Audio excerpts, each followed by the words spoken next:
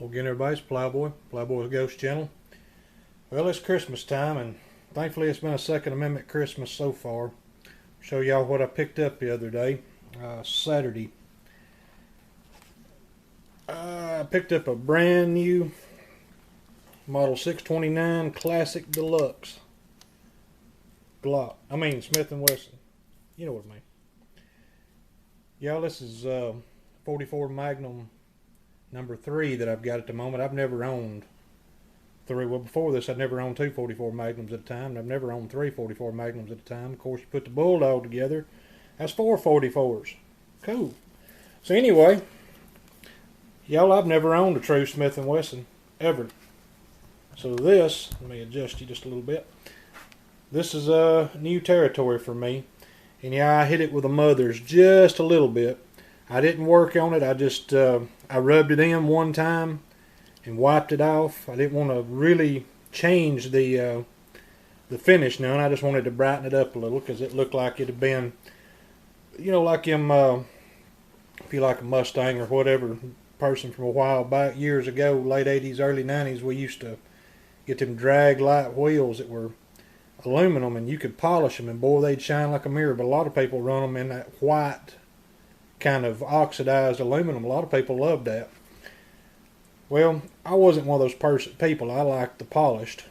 So anyway, that had this had that kind of whitish look to it too, and it's all right. But like I said, I don't want an exact mirror polish. I don't want nickel on this gun, and I may not ever polish it again. I don't know. Anyway, y'all, I ain't shot this gun the first time. So guess what we fixing to do? I've started loading up some, I was loading up 44 Magnum anyway.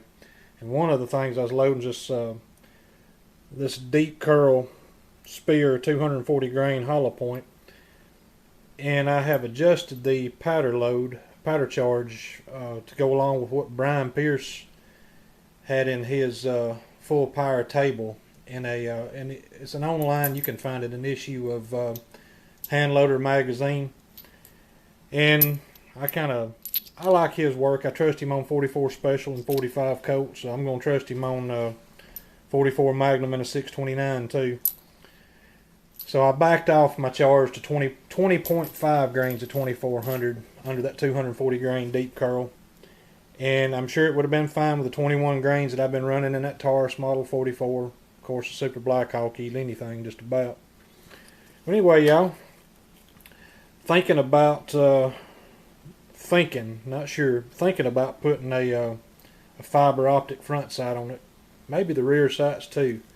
I just ain't decided yet if that's too modernish, hunterish, or seriously, I've got all these 1850, 1860, 1870, 1880 model replicas that I wouldn't put nothing like fiber optics on. And I wouldn't put a scope on this to save my life, probably. Well, I might save, kid's life or something. But anyway. So, I don't know. I don't think there's really nothing wrong with putting fiber optics on it if it gets it where you can see what you're doing a lot better and you can hit a lot better. That's kind of the point.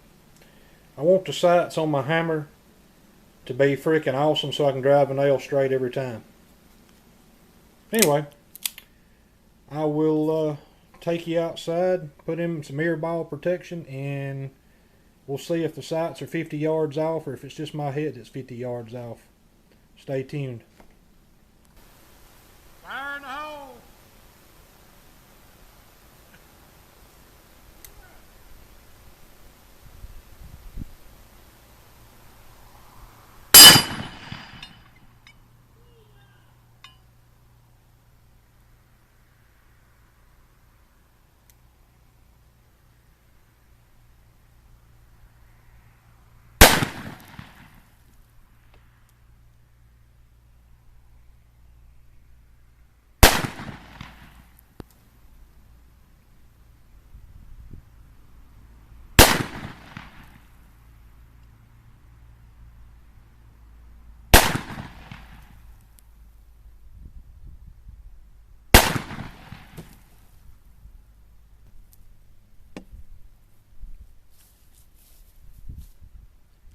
believe it's hitting just a little low.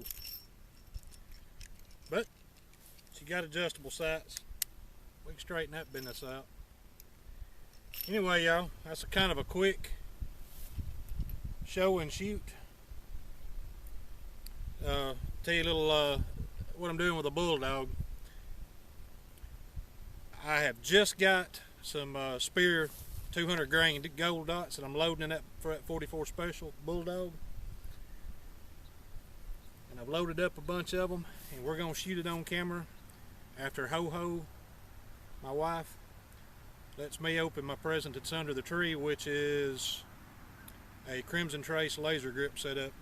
We'll do all that at once. Y'all stay tuned. Thanks for watching.